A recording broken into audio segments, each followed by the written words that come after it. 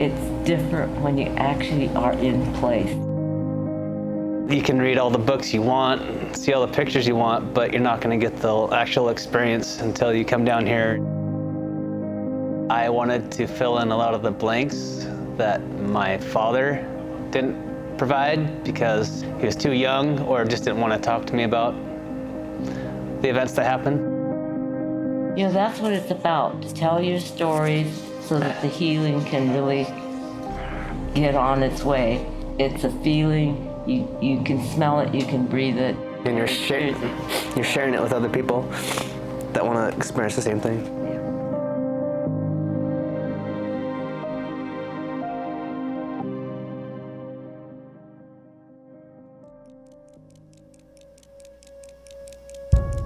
A date which will live in infamy. The United States of America was suddenly and deliberately attacked by naval and air forces of the Empire of Japan. 120,000 persons of Japanese ancestry were transported to an assembly center where they lived for months, eventually being transferred to one of 10 relocation centers.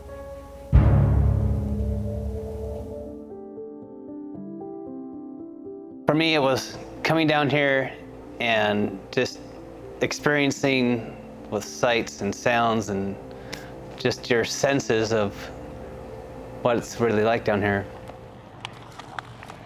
Can you imagine when they didn't have any coal, they came out and got this stuff? Yeah, that's true. When they're late on the shipment.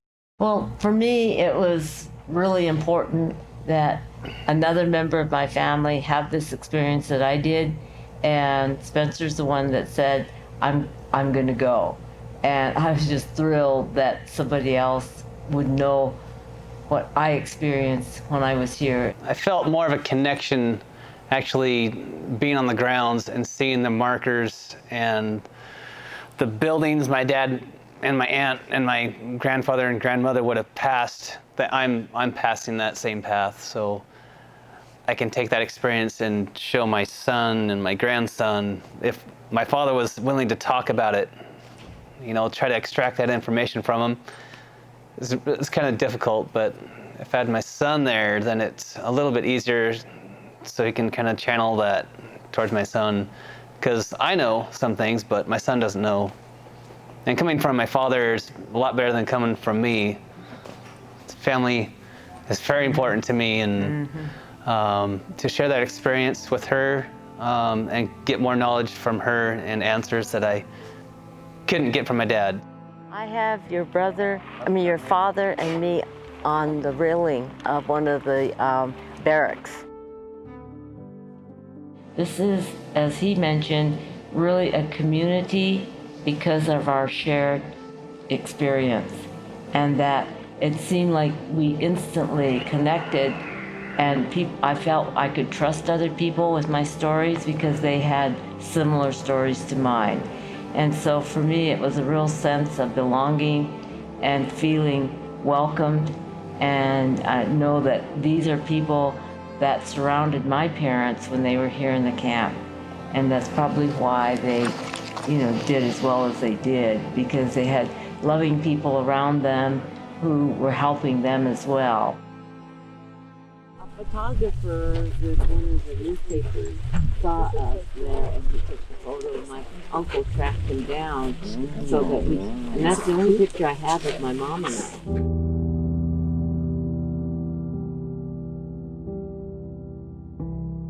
I have a little doll that my mother made out of elastic and beads, and she stuck it all together for a little doll for me to play with. Yeah, so I'm gonna. Did she die in camp? Yeah. Mm-hmm. Oh, what you know? What the reason? Yeah, appendicitis. Oh. She got an infection from a ruptured appendix. In camp? In camp. And so, how old were you at the time? I was 1, and she was 35. Yeah. I really had a real sense of place, and that it was almost a sacred place because she was here. And I finally understood what the last 3 years of her life were like. And I could really appreciate that she had to love me a lot to get me through those first years, that first year, because now I know we lost so many babies. and she herself lost her life.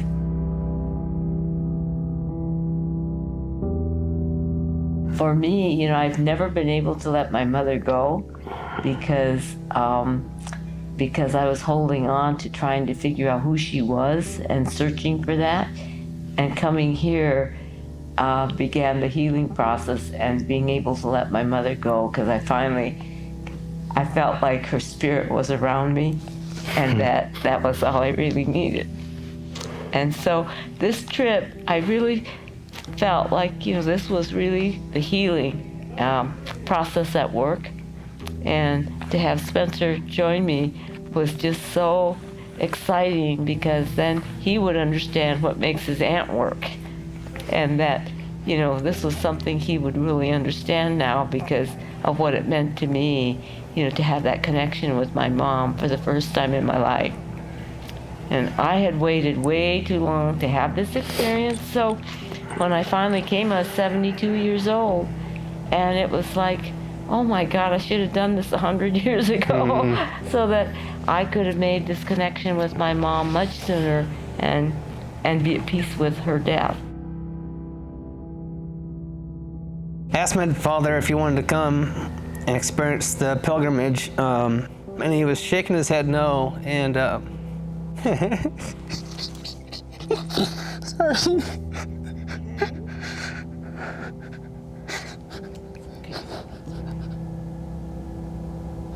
I wanted to share this experience with me because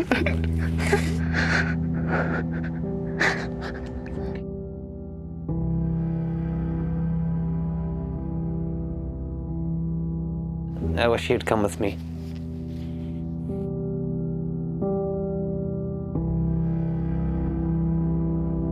You know, this was a very emotional journey for me, and I still have, as you can tell, I have a very hard time talking about it. But you know, I'm more at peace with my family and what had happened to them during the incarceration than I was before I came here. You know, that's what it's about, to tell your stories so that the healing can really get on its way. And I think that's what it did for me. You can read all the books, you can look at all the videos and stuff that you want, but it's different when you actually are in place. It's a feeling, you can smell it, you can breathe it. And you're sharing it with other people that want to experience the same thing. Yeah. You know, this is really a very special place. And so coming back was like coming home. So, you know, I'm really glad I did this.